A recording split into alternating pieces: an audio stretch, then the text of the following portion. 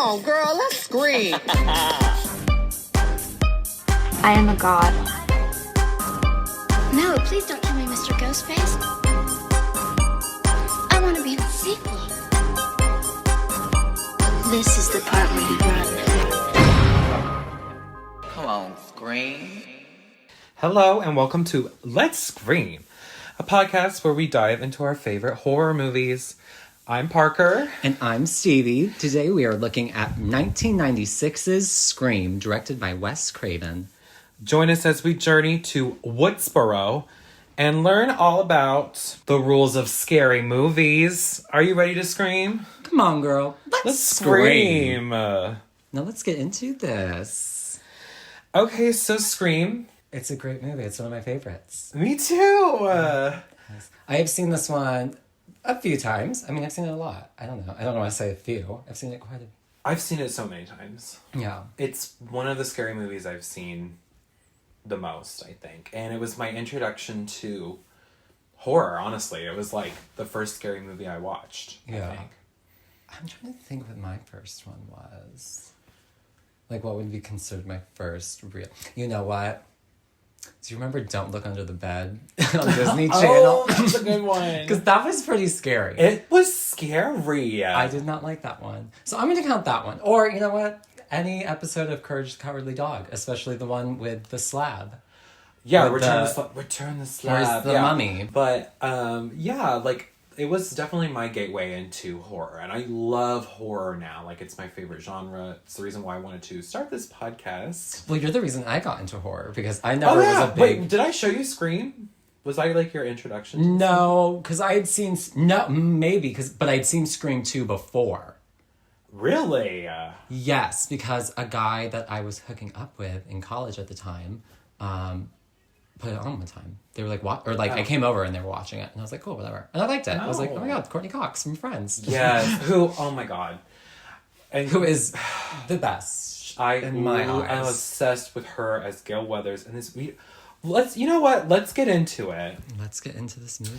So this is our first episode. You know, we're still figuring out the format, whatever. But basically what we're going to do is go through the plot. And what a perfect first movie to do.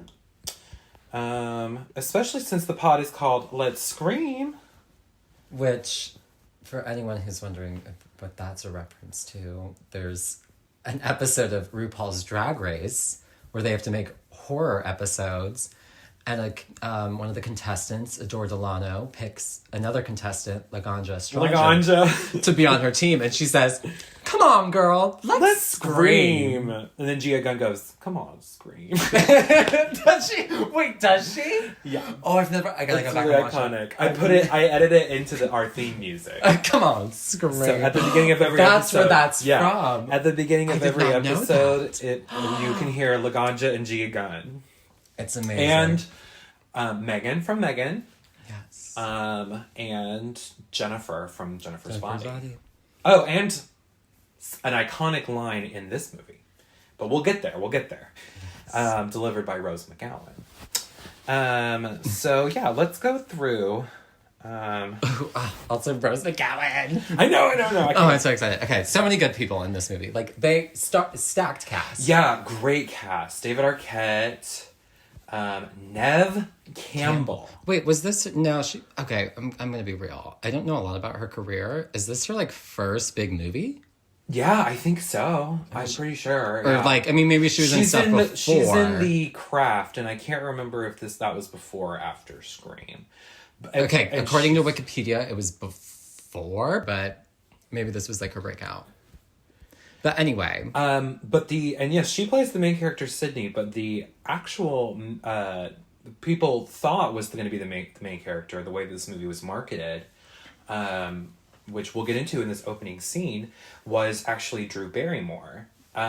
So the whole gag back in the 90s when this came out was that Drew Barrymore, spoiler alert, and oh, by the way, spoiler alert, we should need to put again, figure out the kinks of this podcast, but we should, at the beginning of this, put some kind of a spoiler alert for people who don't realize maybe we're gonna be reviewing the entire plot of this movie and Oh, yeah. spoil it. Yeah. Maybe we can do like an initial like review, like just give our thoughts and feelings about it, tell people to go watch it, and then they can come back and learn the plot. Maybe if they don't want to, if they don't give a shit, then they don't fucking give a fuck. Yeah. Okay. Anyway, we'll do that. We'll figure that out episode 2. Okay. We'll have the kinks figured out. Hopefully, Okay. some of it. But yeah, so Scream. 1990, what did you say? 96. 96. A year after I was born. A year before I was born. Wait, no, actually, when did this come out? Because I was actually born, like, at the end of 95. This came... Oh, shit, I'm still on... Yeah, directed by horror icon Wes Craven. So this came out, it was December 18th, 96 is when it was Los Angeles premiere, and then across the United States was December 20th. So almost a year after I was born. Yep, and a year prior to me being born. Oh my God. A few months before I was born. So, let's get into Scream. We'll start with this opening scene. So we hear a phone ringing. Ring, ring. And we hear a scream. And it's Drew Barrymore as Casey Becker. She's wearing a bob wig. And first of all, as soon as she picks up that phone, she does not try to even, like, hide her pirate smile. She doesn't put on a character at fucking all. She's just like, it's me, it's Drew Barrymore. Hello. It's me, Drew. What's my favorite scary movie? She's wearing a bob, and she answers a call from Ghostface. We get... something I noticed right off the bat this last time, because this is one of those movies I've seen so many times, and I notice new things every time. There is an exterior shot of the house, and the swing set, like hanging from a tree, is moving, as if someone had just been sitting on it. I'd never noticed that before. Oh, it's not like the wind blowing it? It's like maybe at the beginning you think it's the wind. But knowing what we know about the fact that Casey Becker is kind of getting stalked right now, it's one of our killers was probably swinging on the swing set earlier. Yeah, or ran past it. Or and, ran like, past it, and brushed it, or anything.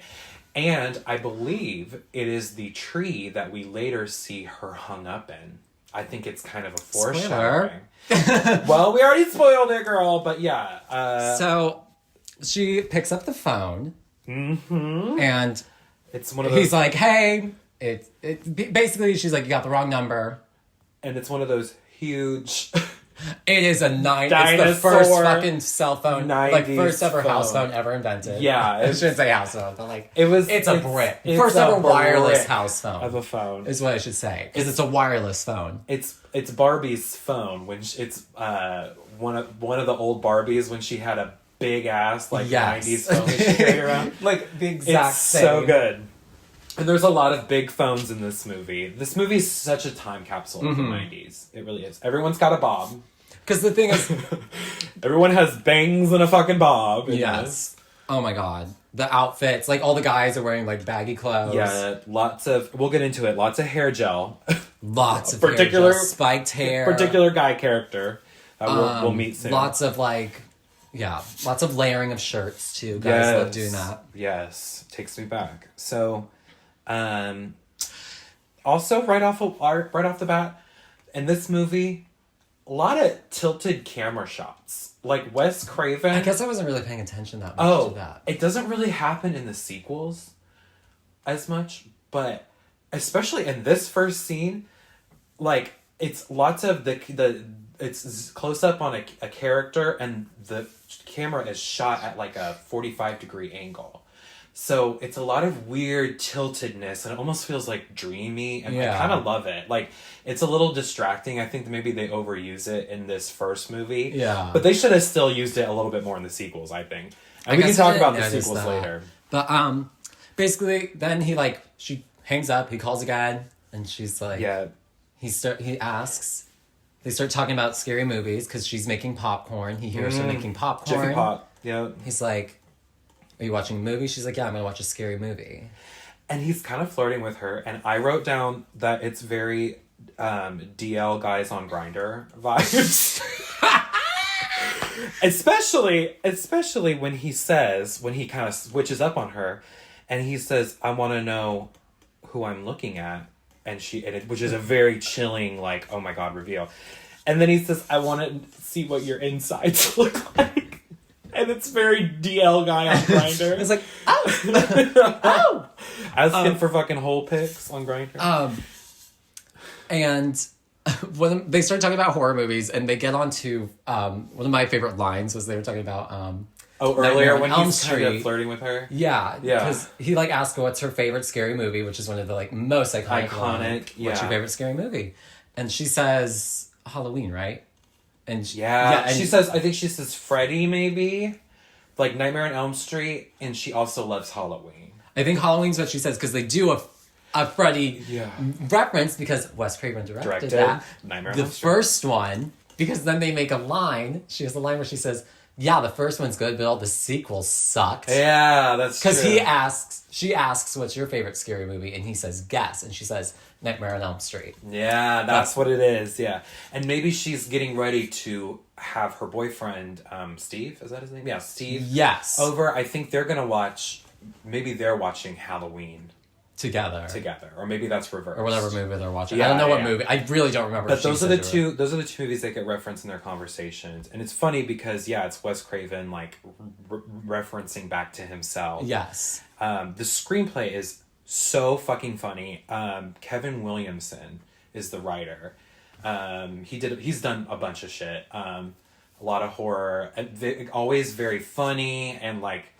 The references, and this movie is like when she's talking to the killer in this scene. He says, "You should never say who's there," because she's calling out who's there. Yeah. And this apparently launched like a huge trend in not just horror movies, particularly horror movies, but in movies in general, where it was very self-referential. That was never really popular before. Yeah. So it's a really clever script. It's very self-aware, and I like. There's moments where it's very, very like obvious, but it's put in a way that it's really well done. Yeah, where it's like, okay, yeah, I can see why this is. It makes sense because at this time, there had been so many horror movies from the 80s, and so at this time in the 90s, they're very desensitized to that. So it's like it's very much a reference of the like.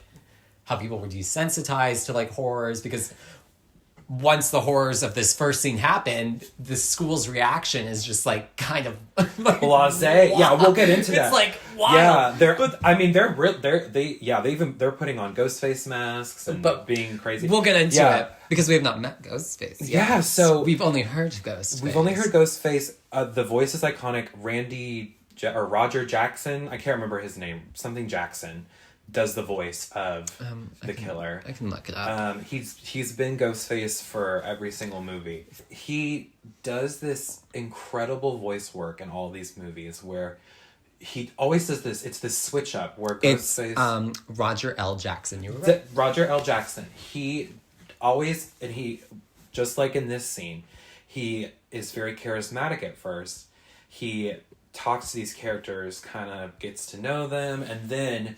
You realize he's been stalking them, and he's the killer, right? So that's where he says, "I want to know who I'm looking at." He says, because he says, "What's your name? Why do you keep asking my name?" Because I want to know who I'm looking at. Like so scary. And Drew, her acting is so good. She really sells the shit out of this performance. I mean, I. Despite her being, if she had just waited a week, Drew's a scab. She's a scab, but her acting career, I do think she's so good in what she does, and this is one of my favorite roles of hers. Putting aside some and it's of her, so iconic. It's so well known. It's so well referenced. It's people know this. And again, she was marketed as the lead, and what's crazy is, she gets killed off in this opening scene. So at first he kind of scares her. He won't leave her alone. He calls back a couple times. And then he says he wants to see what her insides look like. Again, DL, Grindr. Yeah. Literally talking to DL dudes on Grindr. Threatening to just destroy her. And at one point he says, turn on your porch lights. And it's the back porch, and they had a really nice pool. I do want to say that. It's a cute house. But also, it's a very cute house. when she turns on the light, Steve is out there, her boyfriend. but he is beat up and tied up and gagged onto a chair. And the killer says, "We're playing a game. I want to play a game." And this is not Saw, which... It predated Saw. It Yeah. He gives her horror trivia. He says, okay, well, you like scary movies so much. And Drew she's huddled up in the corner of the room. She is selling it. Like, she crouches behind the TV. For some reason, she unplugs it. Yeah. That was She grabs the paper cutter at one point. Like, girl, what are you going to do with the paper cutter? Like, the I was envelope cutter or whatever. I was like, girl. Yes, I noticed that. I was like, girl, what are you going to do with the what are paper you gonna cutter? do with that? But you her face acting's so good, you genuinely buy how terrified she is. Yes. Because she has to save her boyfriend with this horror trivia. He says, who is the killer in Halloween? She gets it right. Michael Myers. But on the second question, he says, who is the killer in Friday the 13th? And she kind of she quickly shouts out Jason without thinking too much into it. Because it's a trick question, he says, no, it was his mom. Yes, he says in the first movie, it wasn't Jason. Jason didn't come into the sequels. I do want to know, what if she had gotten it right? What if he went, oh, shit. Do we have a third one? Well, the killers later say, if you get it right, you die. Or if you get it wrong, you die. If you get it right, you die. So they would have killed her anyway. So, and yeah, so she gets it wrong. Well, she says to him, you tricked me. And my mind went to Scream 3. You got me! Oh yeah, or Scary Movie 3. You got me! Cindy from Scary Movie 3. You got me! You got me! When Brenda is messing with her. Also, another iconic line before, like, when he introduces Steve, and she's like, my boyfriend's gonna here, and he's gonna be here soon. He's on his way, he's big, and he's on the football team, and he's gonna kick your ass! Yeah, Drew calls him an asshole. And then he goes, you mean Steve? And then she's like, how do you know his name? Yep. So she gets the question wrong, and we hear Steve we hear some, like, grunting a little bit, and we hear she some, turns like, the lights slashing, on, and hear a slash. Some she turns the light on, and gushing noises. Steve has been gutted. Just a terrible way to go. Some good gore in this first scene, and this first scene is way gorier and way scarier than the rest of the movie. Yeah. Because the rest of the deaths are very much just like, oh, okay. Kind of turns into a comedy. Even like one of the later deaths, that's kind of like, ooh, that's the way to go. Yeah, that's true. It's still we'll get into that. Steve does get gutted. Trey didn't like the session, so he had gutted her. Then he said, that's when he says, what door am I at? And so she runs to the kitchen and she grabs that big knife. It's such an iconic, like, swing, like, out, like that sound effect. And it's so kind. Like, that shot of her, like, holding the knife scared, so iconic with her bob. Yeah. She goes outside and we see Ghostface for the first time, kind of in the background, like kind of jumping through. And fun fact, the mask in this scene, or at least in most shots in this scene, is a demo mask. I remember learning about this. Isn't this isn't the final mask. It's kind of a variation. It's kind of more triangular eyes and nose, like more pointy, sharp, not as rounded. Were there masks like this ever before, or was this like a costume that was created for this movie? No, I think this is actually I can't remember the name of the company, but it's a popular like costume like company for Halloween costume. Is it just called like Spirit? Company. It's not Spirit Halloween, but it's something like that. And they own the rights. So actually when you buy a Ghostface mask, apparently it never says like Scream mask. It's not affiliated with the movie. It just says Ghostface. Like that's kind of their character, I think. Something like that. Like it says like whatever the company's name is, featuring Ghostface. Oh, so their character name was Ghostface. I think so. Okay. Yeah, maybe.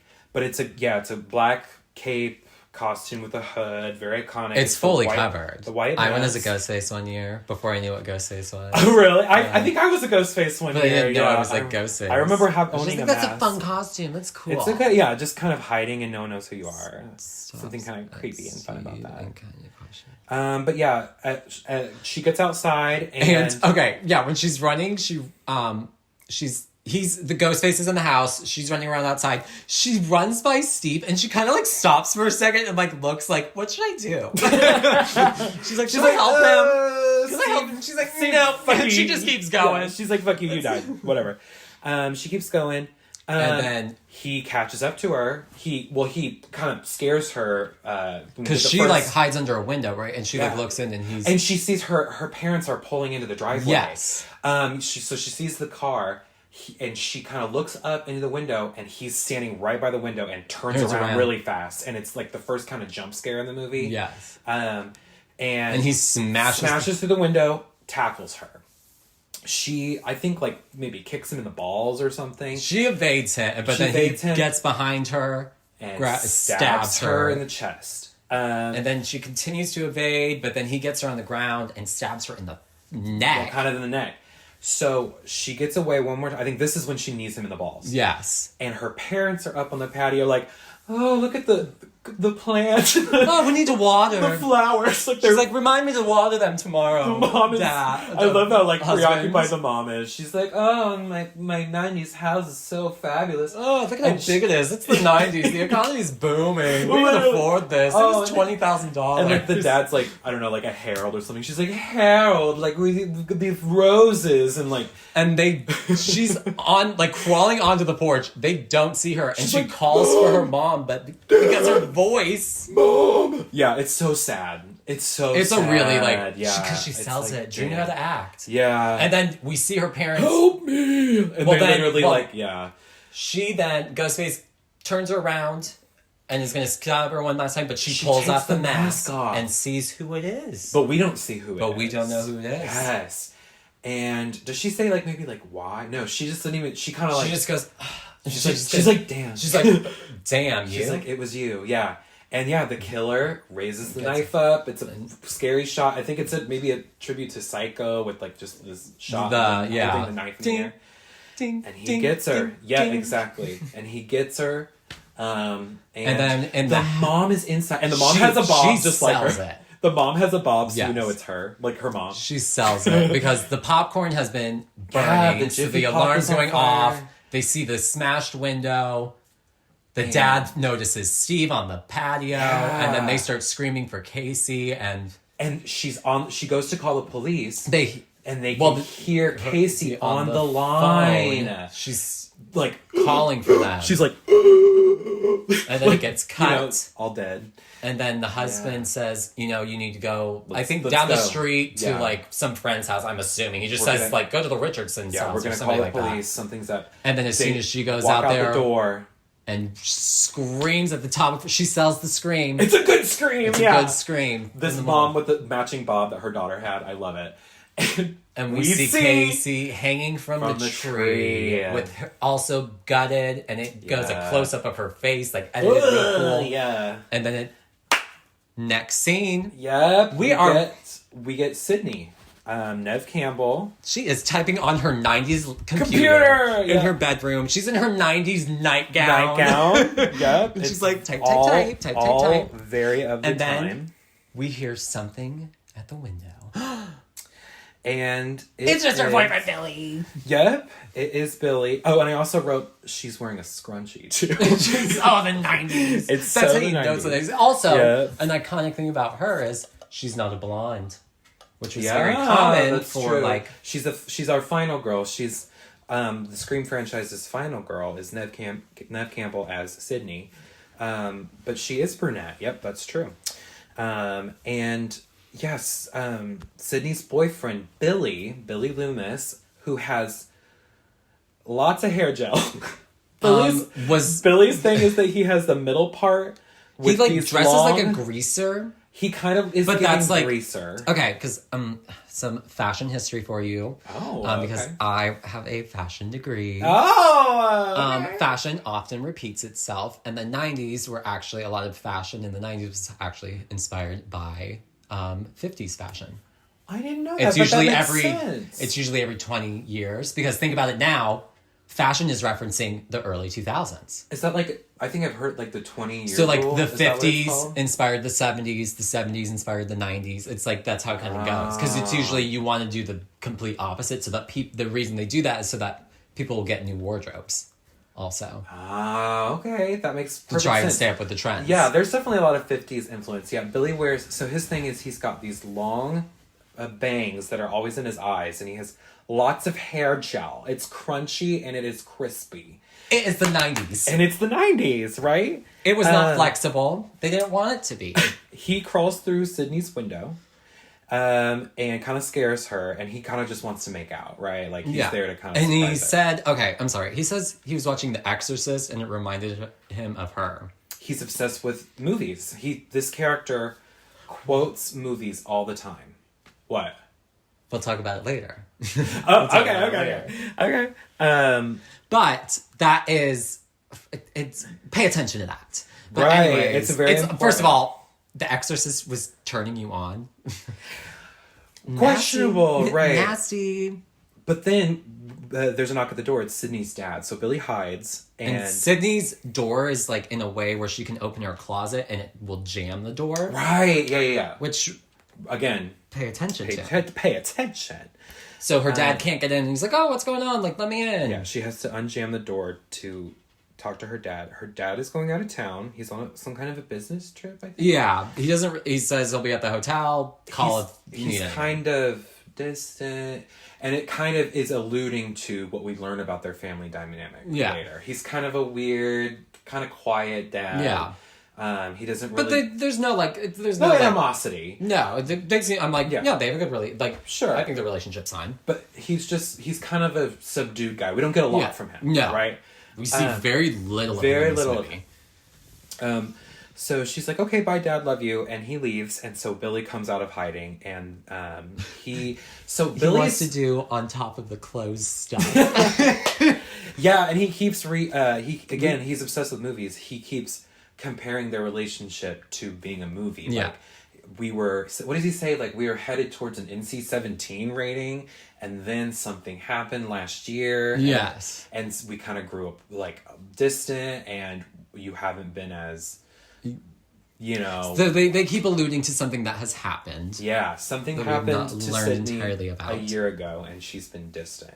And so now it's their relationship is rated PG.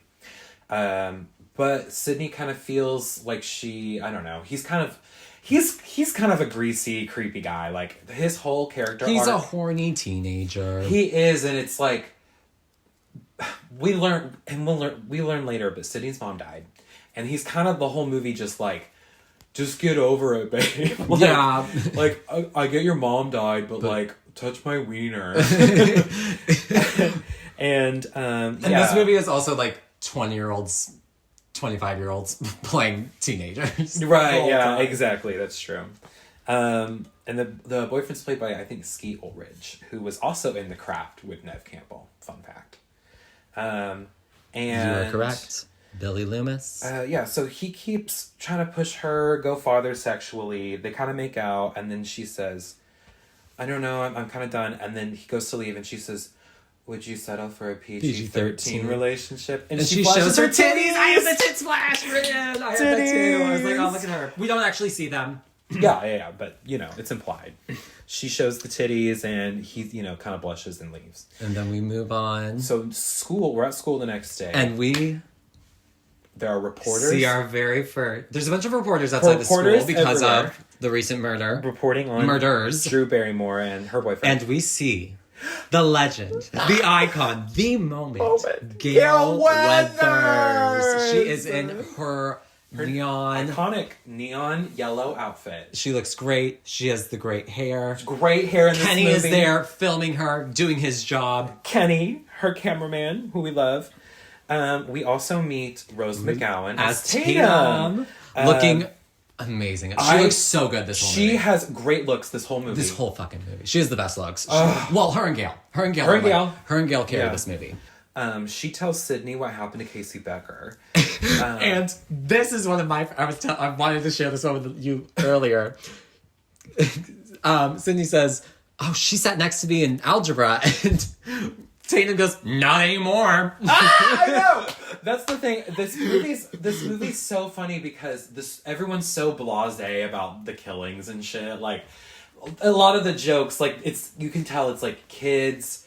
They are immature. They're desensitized. It's the 90s. So good. It's so because funny. I feel like in a lot of like the 80s movies when someone got murdered and they like a lot of them they like didn't know because the slasher films it's like somebody would get killed and their body was hidden. Right. Maybe the last two people. It's would always like, find a oh, body. Billy and Sally are just fooling around somewhere. Yeah. But this movie, it's like no, everyone finds everyone. Yeah. Mm-hmm. And there's a moment where Rose McGowan or Tatum says.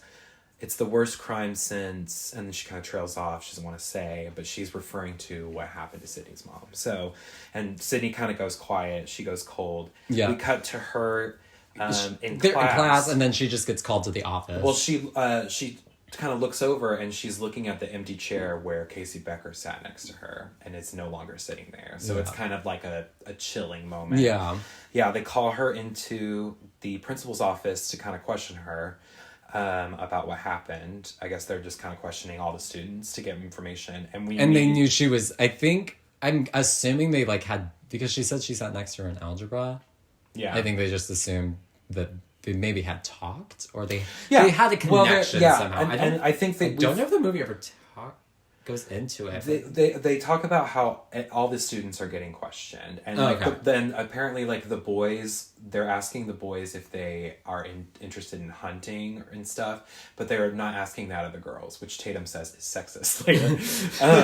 And they, I know, which is great. Wait, does she say that on their way into school? She says that at the fountain, which we'll get to the fountain scene. Okay, I must have missed that line because there was other things in that scene I was noticing. I've just seen this movie so many times. Yeah. So like I notice like new lines every time, but so we get that moment of her looking at Casey's empty chair. It's like a kind of a sad, sullen moment, and she gets called into the principal's office. We meet the principal, and the principal says to the officer, the sheriff or whatever, it's her daughter. Yeah, they're like referring to her like daughter. Sydney's mom was people know who she was. Yes. And we also meet Dewey, who's Tatum's older brother, and him and Sydney have like this really cute relationship. Yeah, because he's like her older brother basically. Yeah, because it's like her and Tatum are just so close. You can tell like her and Tatum were probably friends for a long time. Yes, and so she kind of has that close rapport with Dewey, and she calls him. She says hi Dewey, and he says. It's Officer Dewey.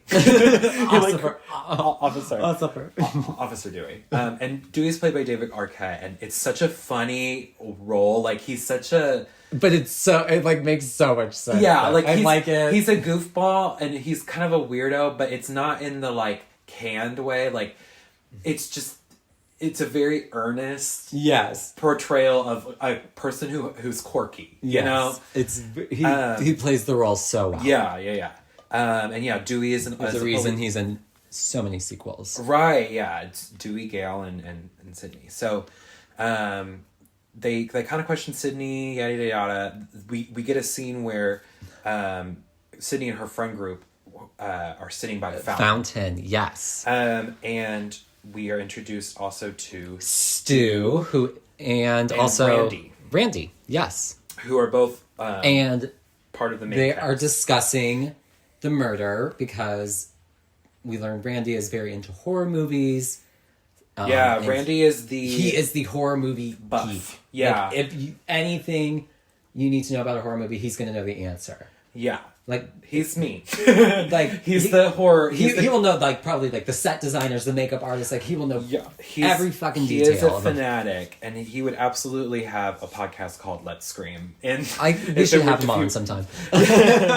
Love Randy, and he's played by Jamie Kennedy. Yeah, Jamie Kennedy. Yes. Who is funny in everything that I've seen him in. And Stu, who is kind of in a relationship, it seems, with Tatum. Yeah, he's dating Tatum. Yeah. Yes, and then he's played by Matthew Lillard, who plays Shaggy. Matthew Lillard is a horror movie icon. Yeah, he's in a lot of. He's just an icon. Like, great character actor. This whole movie, he's kind of like.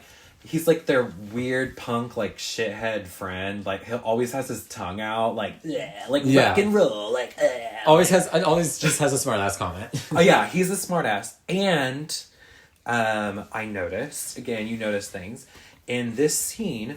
Stu keeps making the killing kind of, like, cool. He thinks it's insensitive remarks, and it's bothering Sydney. Yes, like, you can tell. I mean, she doesn't say anything because Sydney doesn't want to, like, ever, you know, bum anybody out. She's a very strong character. Yes. But Billy keeps telling Stu, like, hey, be subtle, like, da-da-da-da. And when I noticed that too, but I noticed it which we'll get into. But that's something I noticed, and it informs the big scene at the end of the movie. Yes. We will say. But it's interesting they have that dynamic going on. Yeah, because Stu and Billy are best friends. Yes. And they're both just kind of shitheads. Yes. And Randy keeps... I wrote down the line of him being like, did you put her spleen in the mailbox? Did you put her liver in the mailbox? I heard you did.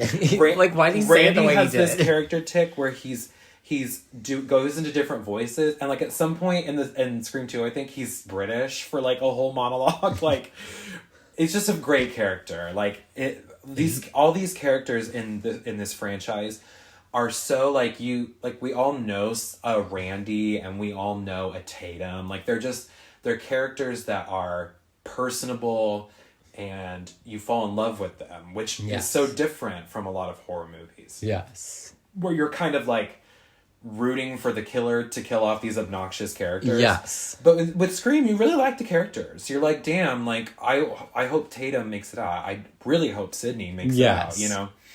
And that's what this movie does great. Because a lot of, like, especially, like, 80s horror movies, you didn't really get to know the characters except for, like, the final girl. It would follow her the whole time. And it's like, here's her BFF. That's just the party girl. And then here's the slutty friend. And then here's it's always the a douchebag stereotype. boy. And these characters, like, they maybe have some stereotypical qualities, but they're more real to me. They're more developed. Absolutely. Sure. Every single character.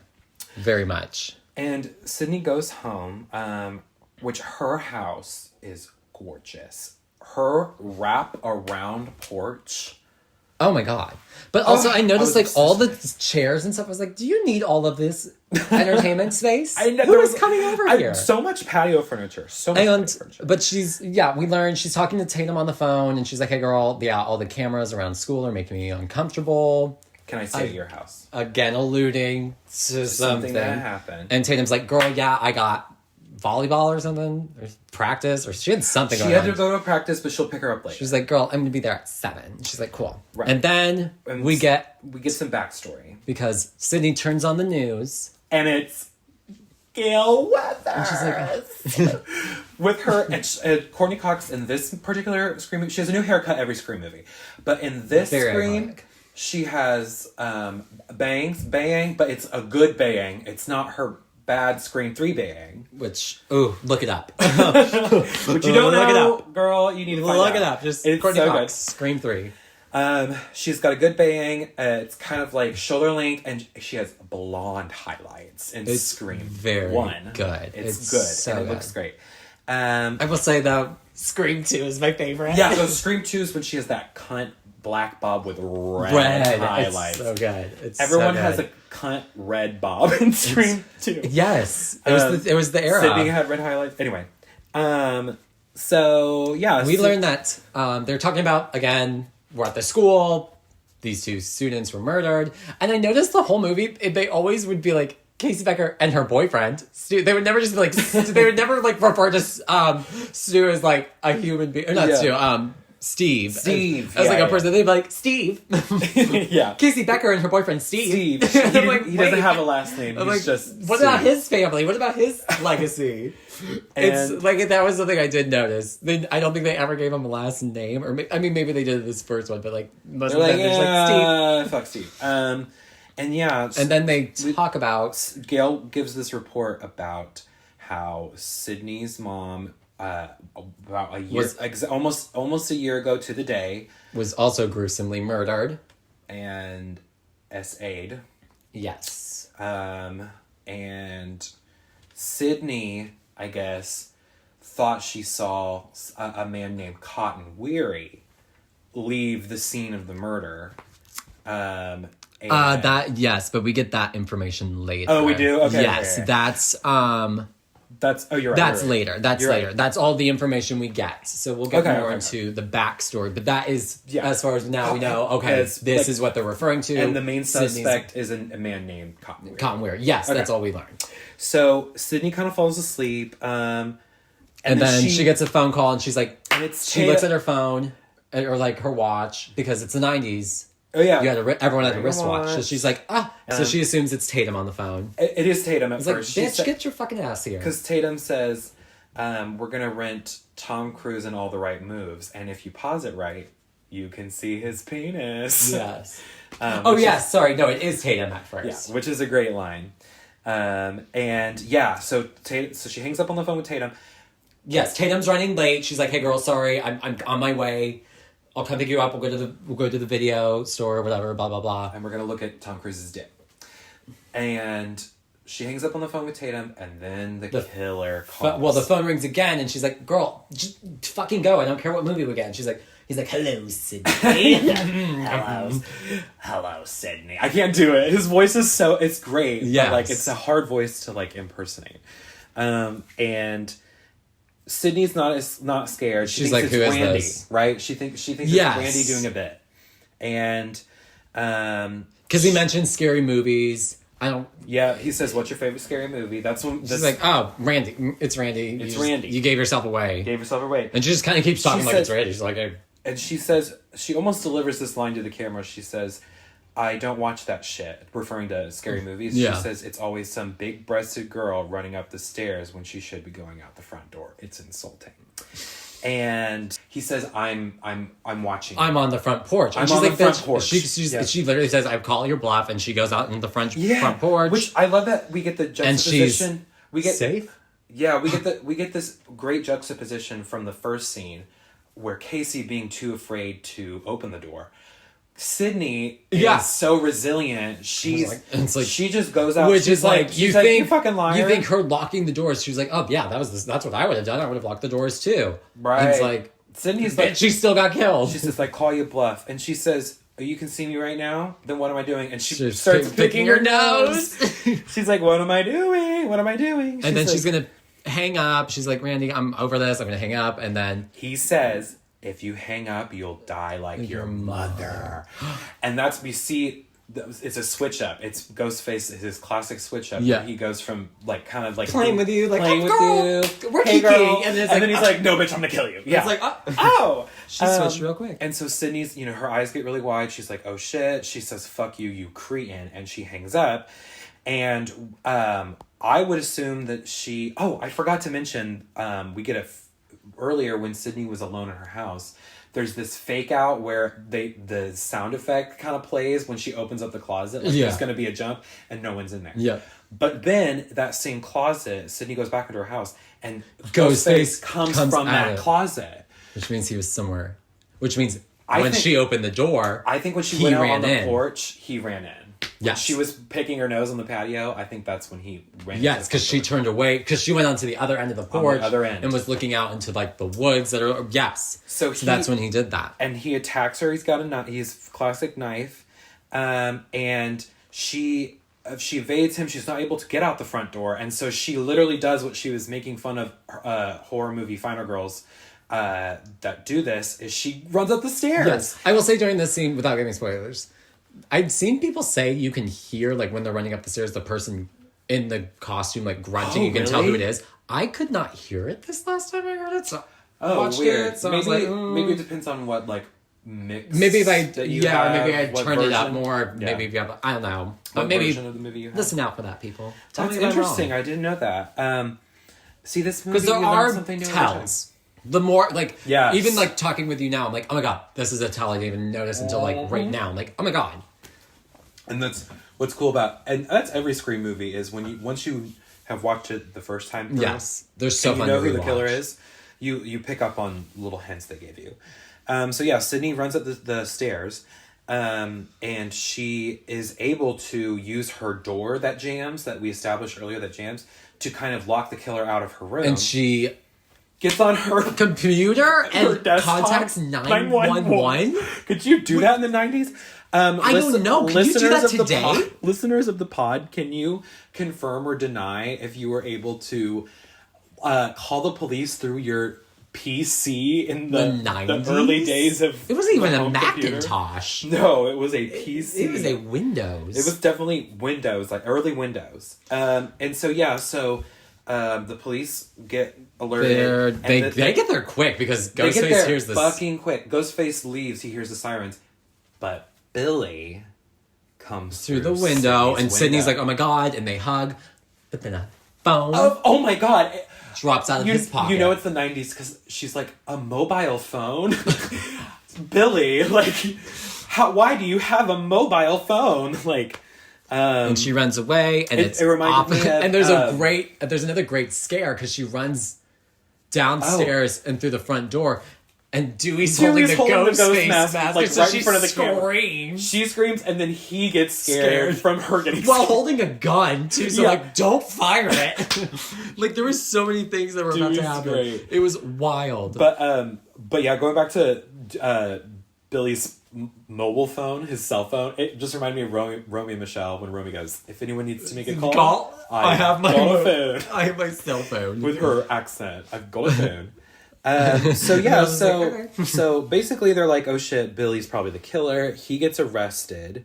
And then Tatum shows up. Tatum shows up. But also, Gail Weathers shows up. Oh, Gail yeah, Weathers she's always has always the inside scoop. Well, I think she has the police tapped. And Because she before- always knows how to be on the scene. Well, we'll get into Gail's ethics as a journalist, but She's honestly nothing I wouldn't do if I did journalism. she's more of a spy. See, you know what? She's a straight up spy. You know what?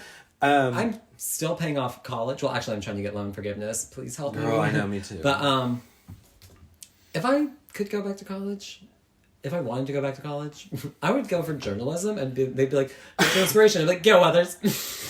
I'm mean- going to be the Gail Weathers of this program. I mean, I actually do have a journalism degree. Oh, you do? And I was You do? always, journalism graphics, girl. I'm a graphic designer right now, but we learn that Tatum is actually, this is when we learn that Tatum's Dewey's sister. Yes. And he says, when I wear this badge, you need to treat me like Yes, the man of law. yes. And she goes, okay, doofus. Well, that's at the office, or Oh, when right, they're right. not the office, the station. She calls him doofus at some point. Because like in this Gail scene. tries to ask Tatum, like, is that Sydney? Gail runs up, and I wrote down, she says, Jesus, the camera, hurry, talking to Kenny. And he goes, my name isn't Jesus.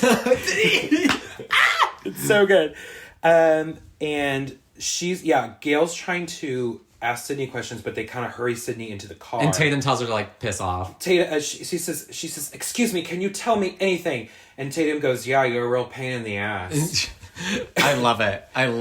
That's the only time that I'm like, I mean, sometimes Gail gets red and I'm like, yeah, Gail deserves that. Right. Sometimes Gail gets exactly what's coming to her. Gail's just great. Okay, so now we're at the sheriff's office. Wait, but there's an iconic Gail line first. She looks over at her cameraman, Kenny, after Sydney gets away. And she goes, Kenny, now, I know that you're about 50 pounds overweight. Yeah.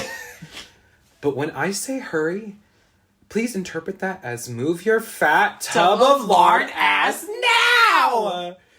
And then she like hits him with her mic. She's a bitch. I love Gail. Kenny. And yeah, So now we're at the sheriff's office. And Billy has Billy's getting questioned.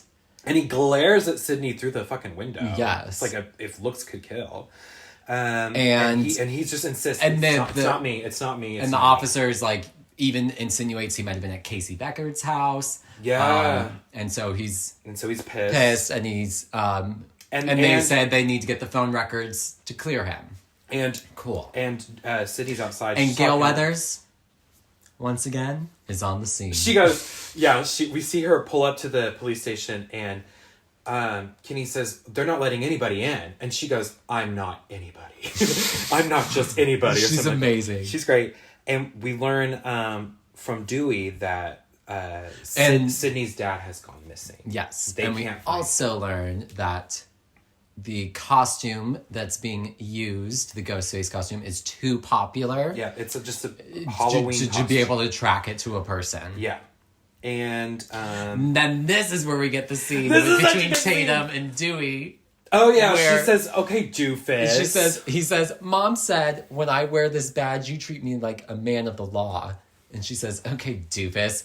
And then he gets mad because he's like, "You embarrassed me in front of my superior." As the chief. And she goes, the janitor's your superior.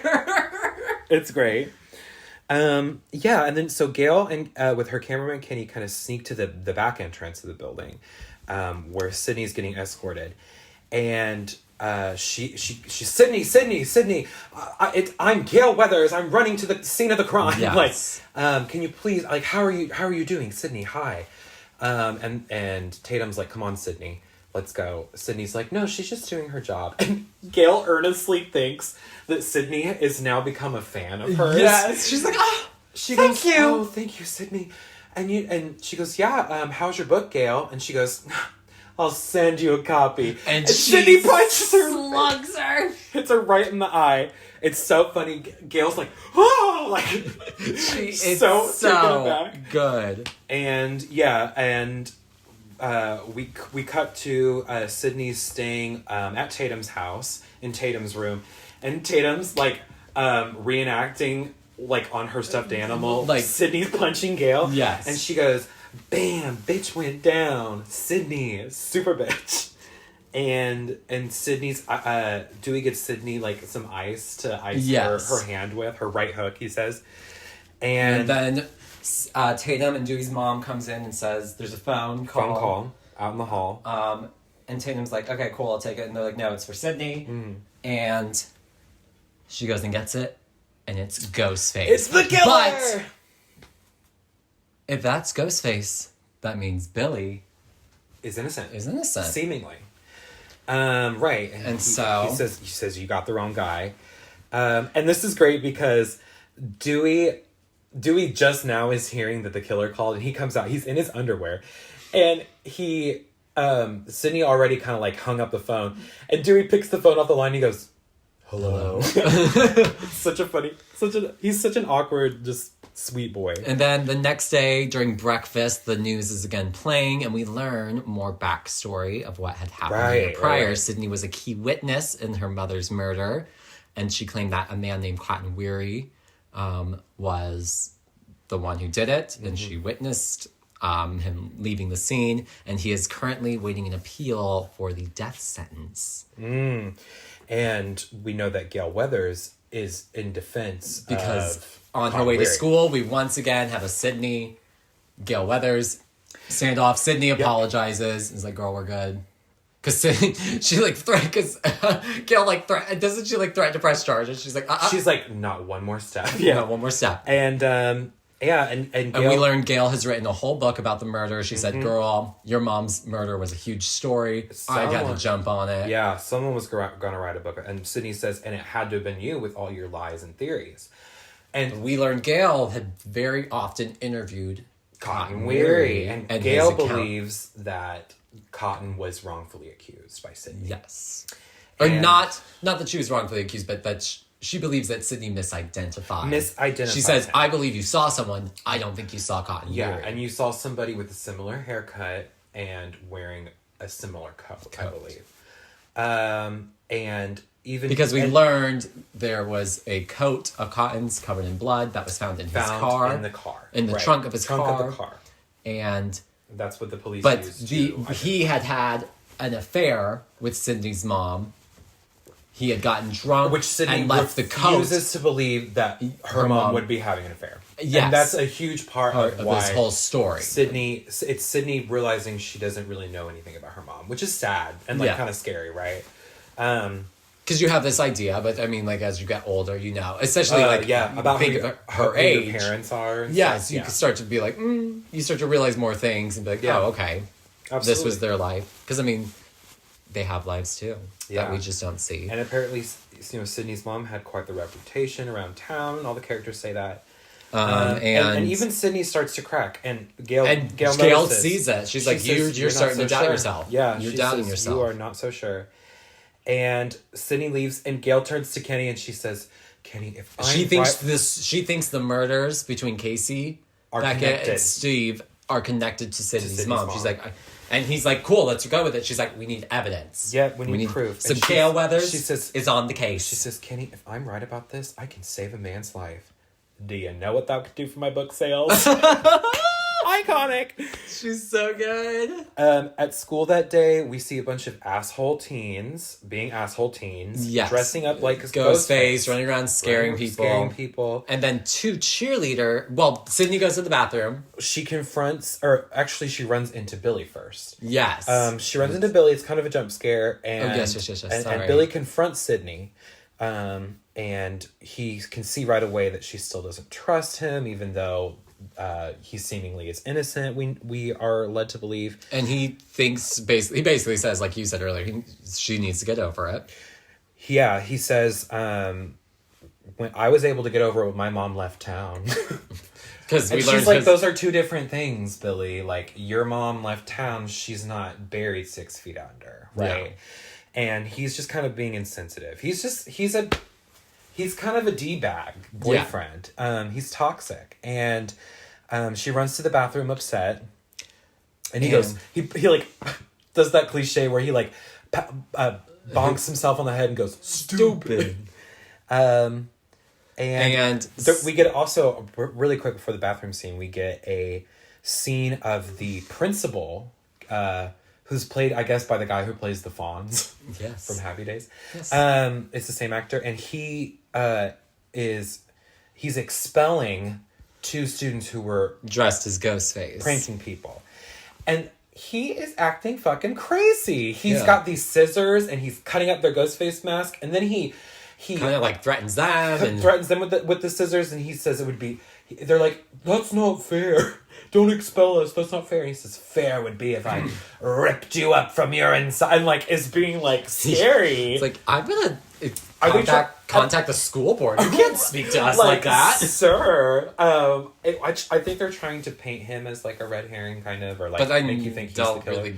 I never thought he was the killer. Yeah, I'm gonna be real. Random principal. Every scene with the principal, after watching this movie again, I'm like, you could have gotten rid of him, and this movie could have been pretty much the same. That's so true. There's like one part it's pivotal too. Yeah, that like you could have tweaked that and made it something different and still worked. I know exactly what you're referring to. Yeah, we'll get there, and we get to the bathroom scene. And we get these two cheerleaders talking mad shit about Sydney. But they also mention her boyfriend. With their bobs. She mentions, they go, Billy, her boyfriend. Yes. The girl with the brown bob, she is funny. And she goes, where do you get this shot? Like, they're so 90s. And they're like talking, basically... They're just honestly watching it. I was like, "This is us." I'm like, if we were in this school where 2 kids just got murdered, like, oh, we'd be talking shit. Like, I bet it's the girl whose mom got murdered. Yeah, she's crazy. They're kind of painting it. Their theory. They think Sydney did it, but she went nuts because the anniversary of her mom's death is coming up. Yeah, and so they think she went crazy. And so Sydney, she's overhearing it. She starts crying. The girls leave, and. Sydney kind of looks herself in the mirror and she says pathetic, which is sad. She like is starting to even doubt herself. Yeah. And then we get a scare of another Ghostface. Was this one of the actual Ghostface? So my theory is no. I think that it's a pranker. Like, I think it's one of the shithead high school kids trying to scare her because he's not carrying a weapon. And I just don't think that it would be one. And he didn't chase after her. It'd be such a weird place. Didn't even chase after her. So I because like anyone could have just walked in at any point and be like, what the fuck? Well, exactly. I don't I didn't think do anything. Yeah, you're gonna tell. I don't think that these killers would have attempted to kill her in the school during like school Yeah. hours. Okay.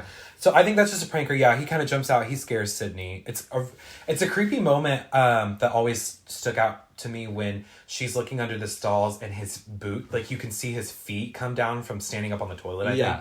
And it's creepy. It's like, oh god, he's right there. And then we get to, I don't know if it's like the end of the day, but Gail starts flirting with Dewey. Yes, I wrote that. Yeah, because she needs to get the inside scoop. So she's like, yep, she sees him. Flirting She with knows this what to do. this young cop. She starts just. She comments on his upper body, her biceps. chest area. Yeah, his upper chest area. Upper She's chest like, area. do they require you to work out? Yes. Does the force require you to work out?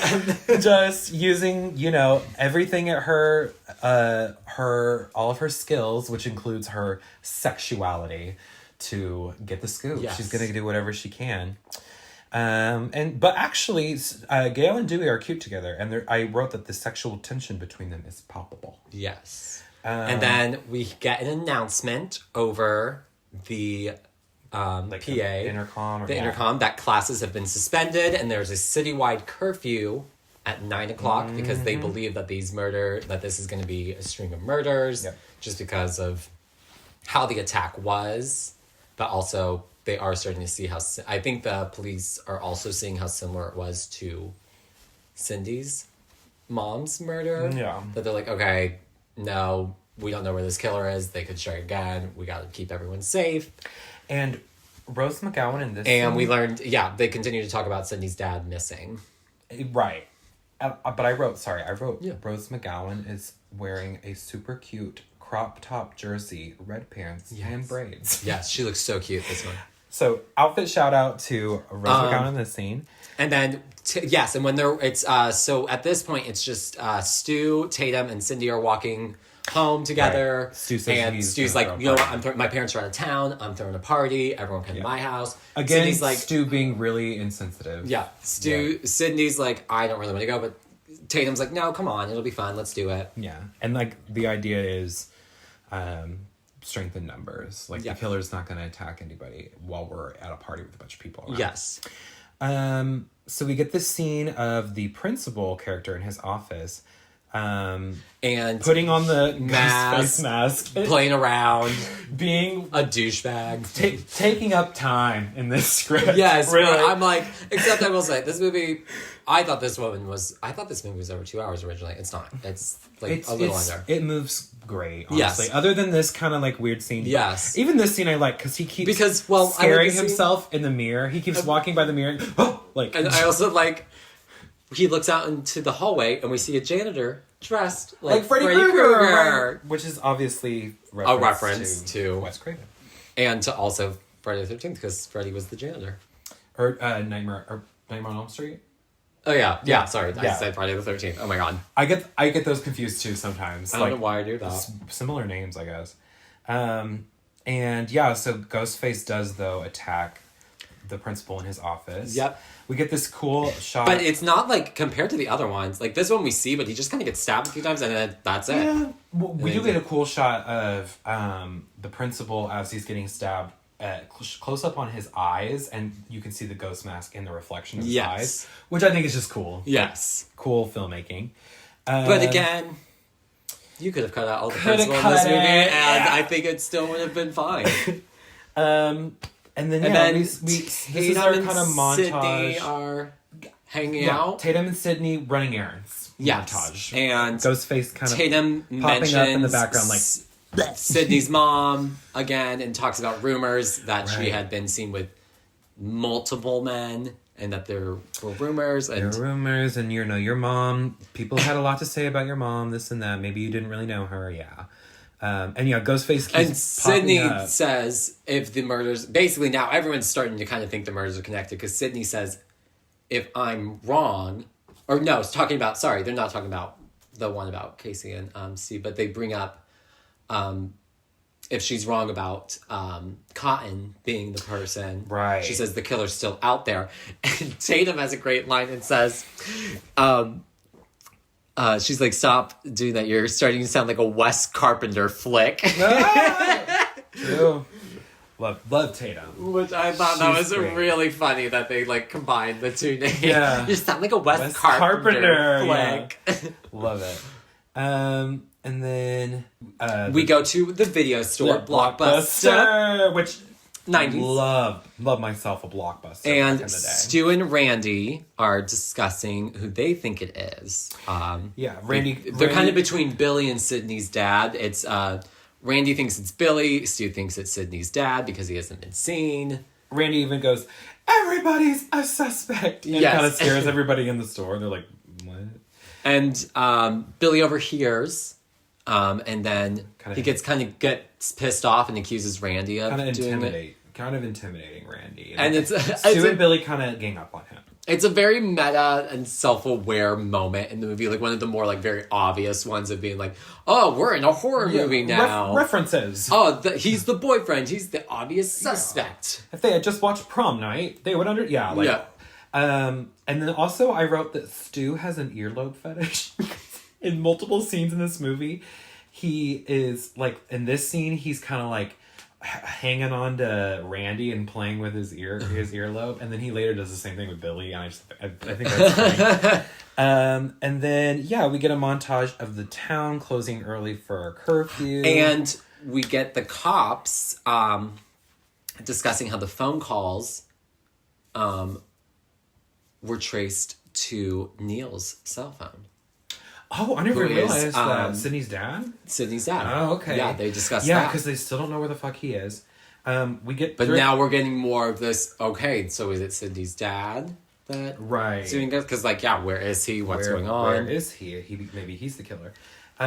We get the song Red Right Hand, which is a song that plays in every Scream movie. It's like a runner. Yeah. And they asked Sydney if your life gets turned to a movie, who would you want to play you? She says, hopefully not Tori Spelling. And it's so funny because in the sequel, they actually make a franchise about Sydney's life called Stab, and Tori Spelling. It's brand name Tori Spelling has a cameo in Scream 2. It's great.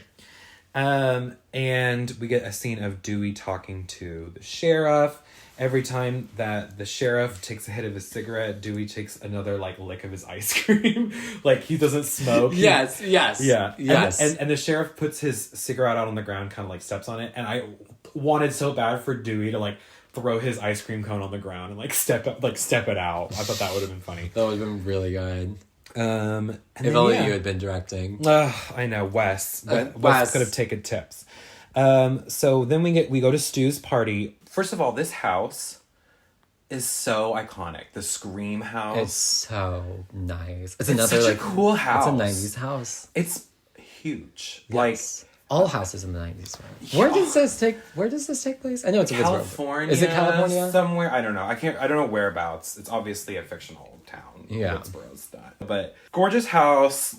Teens partying, doing drinking, smoking, funneling, the funnel, which I have never done. Drinking beer through a funnel thing. No, never done that. Gross. Gail Weathers shows up because she's always on the scene. She goes into the party. Yeah, with Dewey. She runs into Dewey, and they keep flirting, and they go into the party while he checks in, and this is where we learn. And she's gonna put a hidden camera in the house. Gail Weathers, this is her strategy to being a journalist. Just spy. Just plant hidden cameras everywhere. Yeah, just do it. What are they gonna do? What are they gonna do? You got proof. You got the fucking scoop. What's worse, spying or getting the scoop? Gail Weathers is going to do whatever it takes. Also, I love that she's during this scene where she's hiding the cameras, she's talking to her fans, the teen girls who are "We love you on the news, Miss Weathers," and she's "Thank you, my fan base." And then we get to our group. We get Tatum. And Tatum says, I'm going to go get beer. From the garage. So she goes to and the I garage. noted that she is not wearing a bra. Because And her nipples are. Is it cold in here? Is it just my nipples? She's Kelly Pricing about. Or Katie Price? Kelly Price? Katie Price. Katie Price. She's Katie Kelly Price. Price is a singer, right? Yeah. Kelly Price. She's like, yeah. And Katie Price. And so yeah, so Tatum and her nipples go out to the garage. And she looks really cute. Again, Nope, it's cute. skirt. Yes. Cool it's skirt. a little like, it's kind of like a 60s like mod. Psychedelic, yeah. Like, it's because she's wearing little go-go boots too. She looks cute. So cute. No, she's wearing little white heels to like go with it. So it gives that vibe. Very mod. And it's very cute. She goes up to the garage. We see that there's like a pet door in the garage. The little cat goes through, kind of scares her. Yeah. Kitty, you scared me. We get, that scene in Scary Movie's great because we get her being like, Horsey, you scared me too. Like, I love it. And and Ghostface is there. He won't let her. Well, the door's locked, and so then she tries to open the garage door. And then she's walking to the garage door. She's like, do, and then it goes down again. And she turns around and Ghostface is there. He's been fucking with the garage door. And he won't let her go inside. She thinks it's, of course, Randy, like, doing a bit. Again. Yeah. She says the iconic line, which is in our she's like, oh, do you want me to play the victim? Yeah. And he kind of is playing and he like nods his head. And she does the iconic line, please don't kill me, Mr. Ghostface. I want to be in the sequel. Rose McGowan in this movie. Then he cuts her arm and she's like, what scares her. And he's very clumsy. Like in this movie, not so much in the sequels, but I love it. And when you realize who the killer is, it makes a lot of sense. Mm-hmm. But this killer's gangly. He's tripping on everything. He's awkward. It's really funny. Like always just falling everywhere. Yes. Then Tatum, she puts up a fight. She starts throwing beer bottles at him. Yeah. She really gets him down. She throws beer bottles at his dick. Yeah, she gets him and knocks him down. But then she tries to go through the doggy door. And she can't fit through, obviously. And this one kind of gets me. Because I'm like, girl, just push yourself out. Just get out. Like, it's not going to work. Ghostface presses the garage door button and she gets snapped, but also like it's the garage door, which this is the strongest garage door in first of all history. But also, like, how did she was her titty like stuck? I think it's like kind of a joke that she has big tits and she can't fit through them, and maybe that's why she. But I don't get how she like couldn't just go out and be like, okay, well. The physics are questionable. The strength of this industrial garage door. It was the 90s. They had money for him. Garage doors are not that strong nowadays. Like, garage doors cannot do this. But it lifts her up, and she gets her neck snapped in between the, like, where the garage door, like, kind of goes in. Yeah, where it, like, meets the like... the wall, basically, like the opening. And it's fucked up, and it just breaks the garage, and she just kind of is stuck there. Dangling there, And quick death, but like, dang. And an iconic death. Yes. And Ghostface kind of sneaks into the house. Kind of creepy. Yep. And that's when I realized how creepy he really is, because he could just take his costume off and then just go into the other room, and you don't know who it is. That's why Ghostface is scary. And Billy shows up at the party. Yes. And he goes upstairs with Sydney. And this is a great... we get a Clueless reference when Randy is kind of butthurt that Billy's there, and Stu's teasing him, like, because Randy has a crush on Sydney. Uh-huh. And Stu keeps saying, as if. And he says, oh, really, Alicia? Like, Alicia Silverstone. So Sydney upstairs with Billy, she decides that she's ready for... Well, they talk, and she opens up about her mom and, like, everything that happened, and then he's so manipulating her, and she didn't even realize it. And then they decide to... She's ready to give it up. And they do it. And then we go back to the living room with the party, and they're watching a horror movie. They're watching Halloween. The original Halloween with Jamie Lee Curtis. And they're like, where's her tits? And... Randy's like, nope, we don't see her tits until Trading Places. And this is where we get the rules of the horror movie. movies. Because somebody says, what are the rules?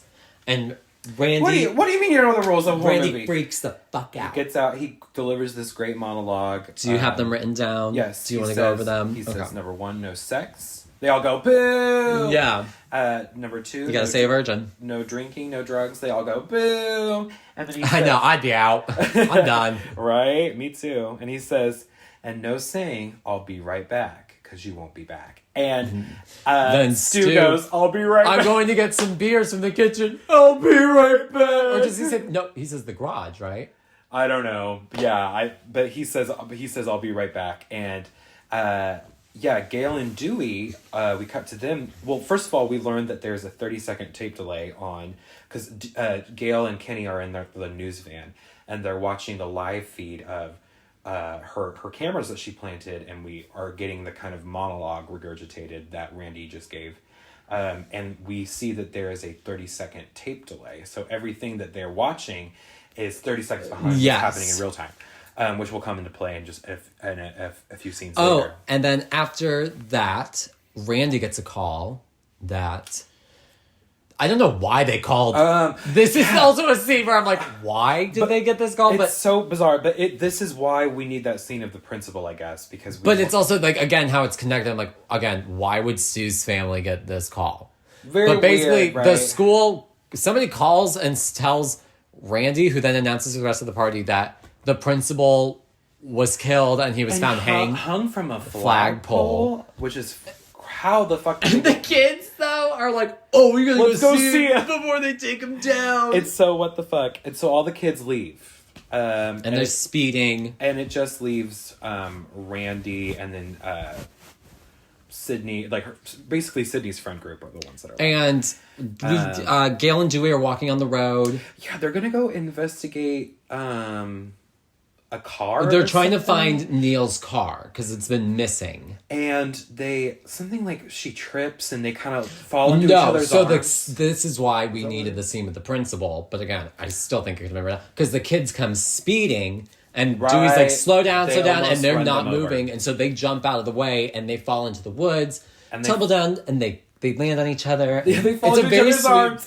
It's a very sweet moment, and they kiss. She says, like... She's like, is that what you're looking for? He says, oh, my life. Oh, my life. And she's like, no, the car, like, over here. And then it is Neil's car. Sydney's dad's car, yeah. So it's like, damn, maybe it is fucking Sydney's. And then we get back to... Billy and Sydney and are kind of this is when Sydney is still a little suspicious and she says, who was your call? Yeah, who'd you call? And he says, my dad. And she's like, first he's like, what do you mean? She's like, you get one phone call when you get arrested, so who'd you call? He says, my dad. She says, no, I was with the sheriff, he called your dad. And he said, well, he didn't pick up when I called. And he says, what do I have to do to convince you that I'm not a killer? And in this moment, because she kind of goes, oh my God.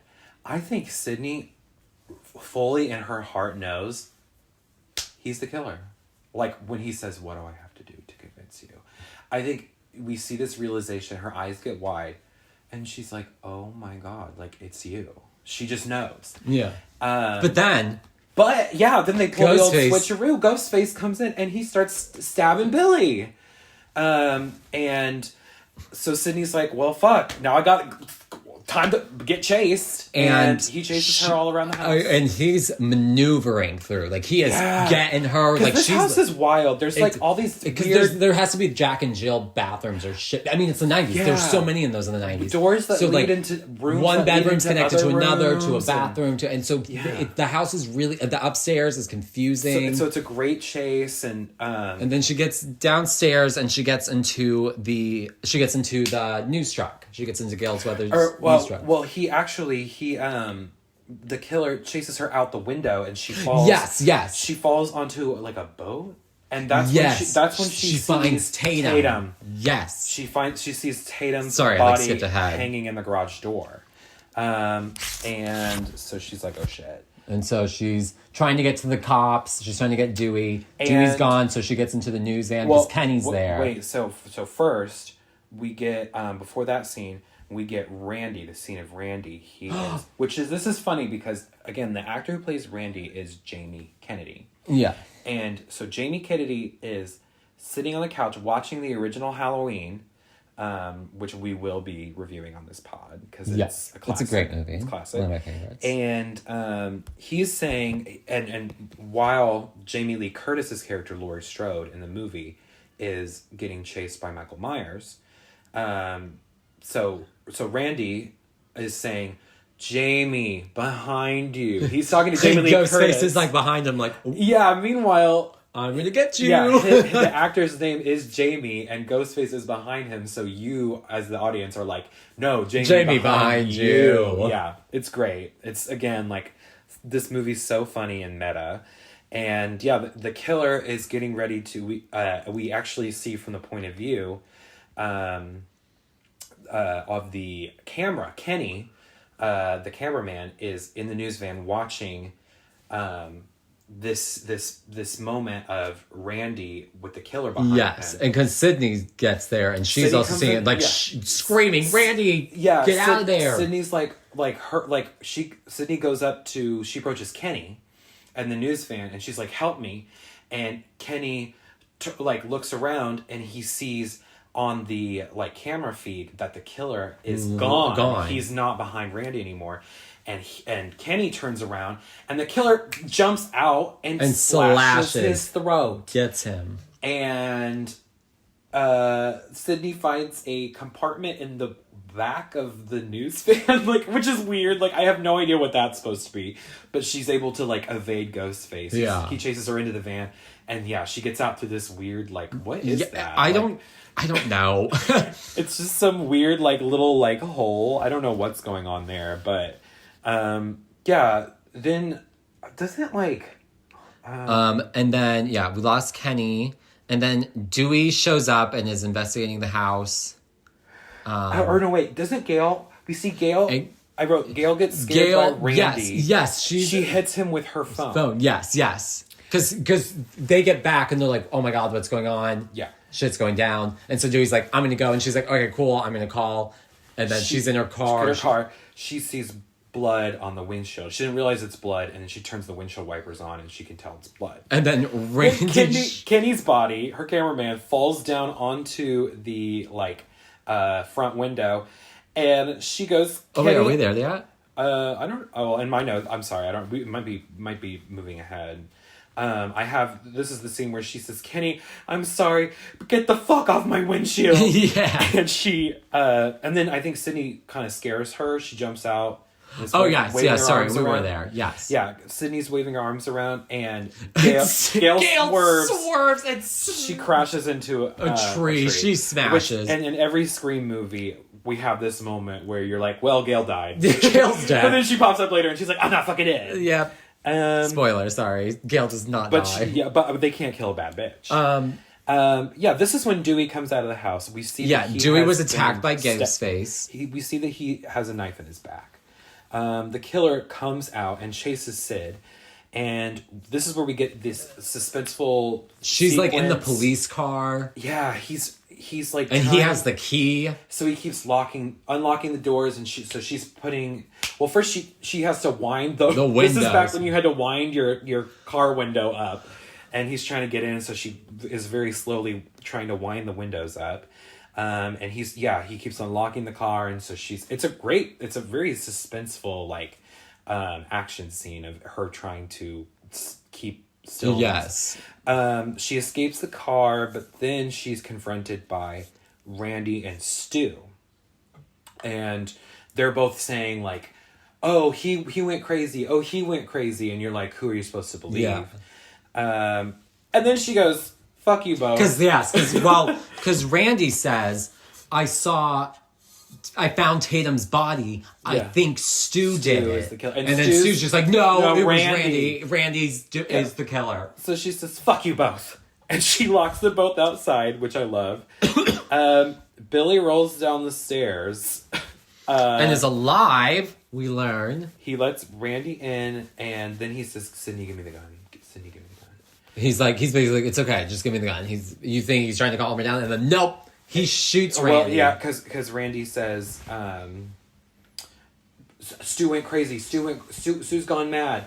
And Billy turns around and he switches up. And he says, we all go a little mad sometimes. And yeah, shoots Randy in like the shoulder, I think. Yes. And so not fatal. Randy is okay. And he's down. Yeah. So we realize, the killer's Billy. He says Anthony Perkins, psycho. Which is the connection to this killer the whole time has been referencing horror movies. Because and Billy's his the real very Billy. first giveaway, he was watching The Exorcist, right. So he's very first giveaway. Mm-hmm. So Billy, and there's all these subtle clues that Billy's the killer. And then we get another killer reveal. Stu appears with the... Because Sydney thinks it's like, oh my god, like Stu, it's Billy, it is Billy. But then Stu's like, bitch, it's also me. Stu holds up that he's got a voice changer. The ghost face changer. He says, surprise, Sydney. And so we learned they are both the killers. And we behind this. Also learned that they killed Sydney's mom. Yeah. And framed Cotton. We get they kind of have her cornered in the kitchen. And they reveal their motive.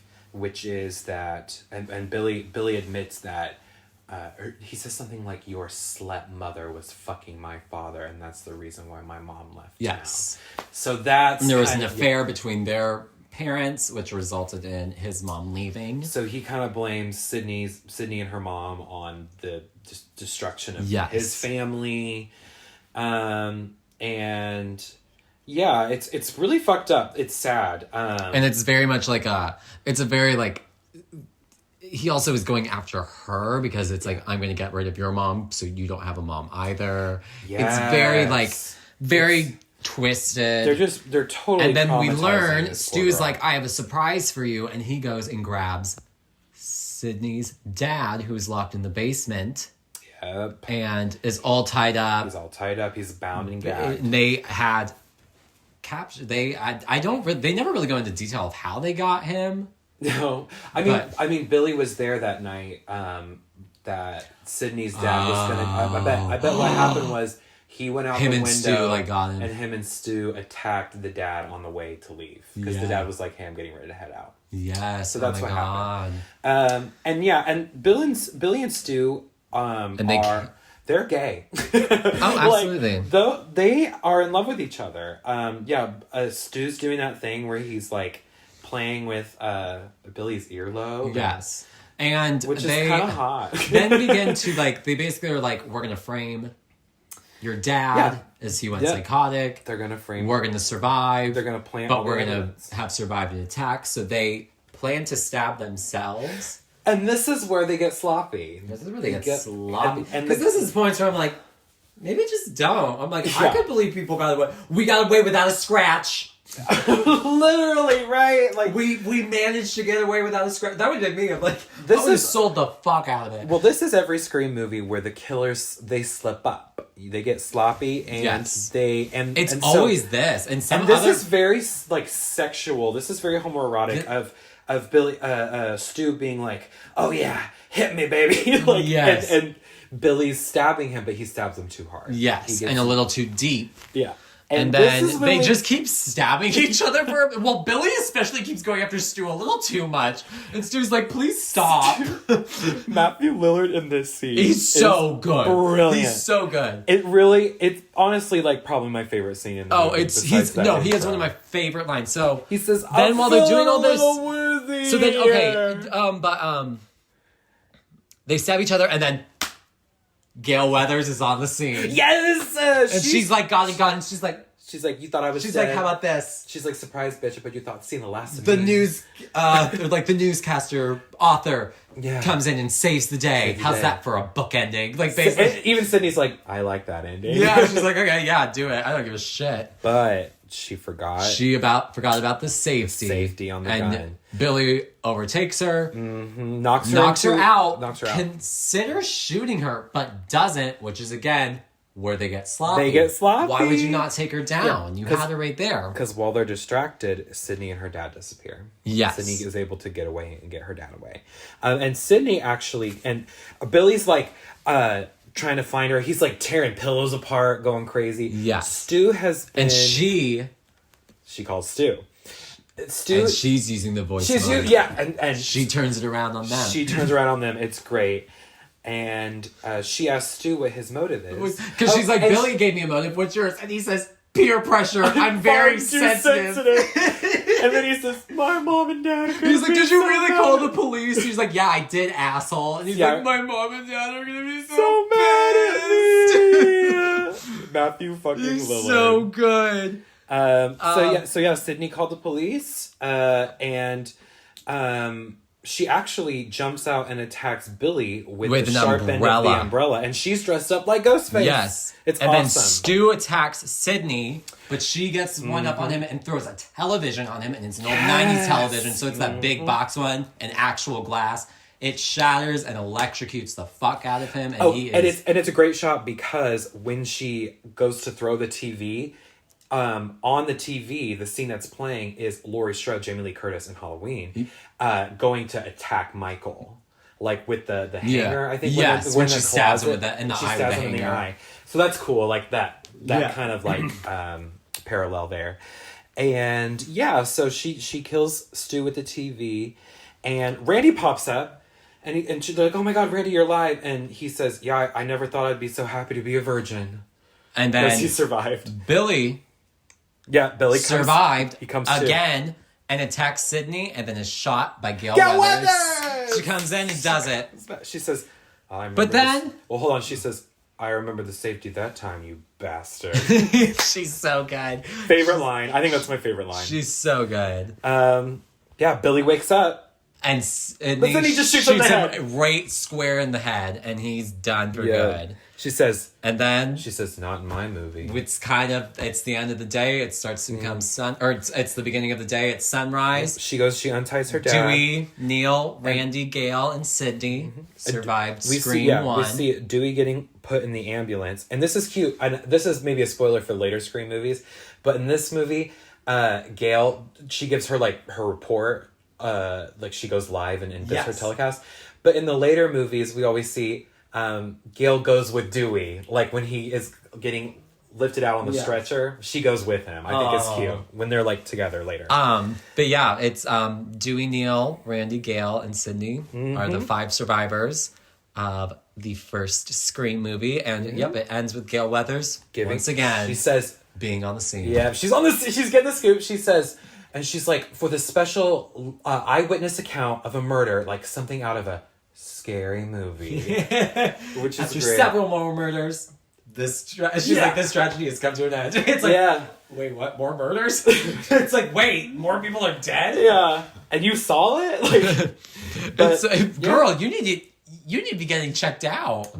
Gail is, she's wild. But we love her, and I love this movie. Yeah, it's one of my favorites. We end on this great zoom out of the exterior of the house. It kind of fades.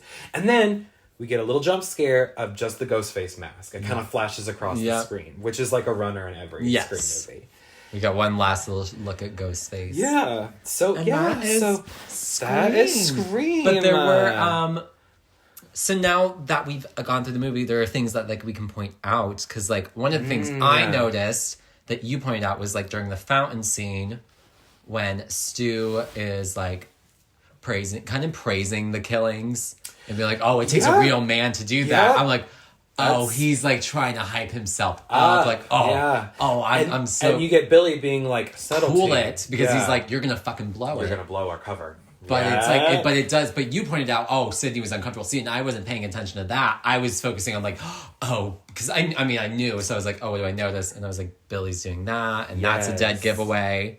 Cool moments like that you realize. For sure. Another one that's great is when they're in the house at the end. The reason Ghostface is able to get around so easily, it's Stu's house. He knows the whole layout. Yeah, he knows the so that's how he was able to cut off Sydney and get he her. Kind of jukes her a couple times. It's because he's able to. He knows it like the back of his hand. Yeah, it's his house. Yeah, and which I think is such a so cool. Such a fun thing about it. It's just I love this movie. I think there's so many, and then you think about it him dating Tatum was so Billy Stu dating Tatum. Stu dating Tatum was that they could, again, they were all close to Sydney. But they had to get rid of Tatum because Tatum's her best friend. Tatum was always going to be around her, so they knew, okay, Tatum's a threat. We got to get rid of her. That makes a lot of sense. Yeah. So there's so much that, like, the principal's death, I still don't really understand the purpose of it, because it's like... Yes, I guess the whole thing was just to get, like, the kids out of the house. But it's like, how did they know that would work? You know what I mean? Girl, I don't know. Maybe they were just like... I feel like if Billy had a moment with the principal, or if Stu had a moment with the principal, if one of them had, it would make sense. I think the principal's supposed to be a red herring. Yeah. I think that's why you get that scene of him, like, you fucking kids. Like, I'm gonna slit your eyeballs. Like, oh, Jesus. Yeah. But it's still just like, it's obviously not him. Yeah. Like, even like, I feel like even the first time you watch it, it's like, it's not him. He's not the best red herring. That's my only, like, that's my only, like, if I were to give a complaint about Scream, is just, like, the principal does not really feel necessary. Maybe cut that side plot. Yeah. But I do like that scene of, that shot of... him scaring himself. Yeah, I like that he's scaring himself in the great. mirror. It's funny. It's so great. But yeah, so that's Scream, girl. First episode. It's a great one. I really enjoy that one. It really is. So next week... or next time, we're gonna do The Ring, which I watched the first time ever just a couple weeks ago. Right, yeah. And I really enjoyed it. I always thought, because that was one of those movies that would have previews on when I was a kid, so it scared me. And I thought it was it's got really scary imagery. Yeah. Yes, but it's not like, it's not really horror. It's more like, I feel like it's more like kind of like a detective film, which I liked about it. I didn't realize that's what it was. And because you kind of are trying to, it's cool. We'll get into it. But when you start to see all the connections and like all the things they start to realize, you're like, oh my God. I agree. You know, because realize. Yes. You know? Girl, period. So, yeah, that was our first episode. Let me pull my script for the outro, girl. Hold on one second. I'm not ready. Yeah, thank you so much for joining us today on Let's Scream. We hope you had a fun time with us at Woodsboro. Please remember to follow the pod, like the pod, and leave us a very beautiful and glowing review. We would really appreciate it. Yes. And you can also send us movie requests for future episodes. You can follow me at Parker_Will_the letter C on Instagram. And you can also listen to my music, Parker Willsey, that's Parker space WILLSEY on Spotify, all the streaming platforms. And you can follow me at Stevie Nash 95 on Instagram. That's STEVIENASH 95. All right. And until next time, this has been Let's Scream. Bye. Bye.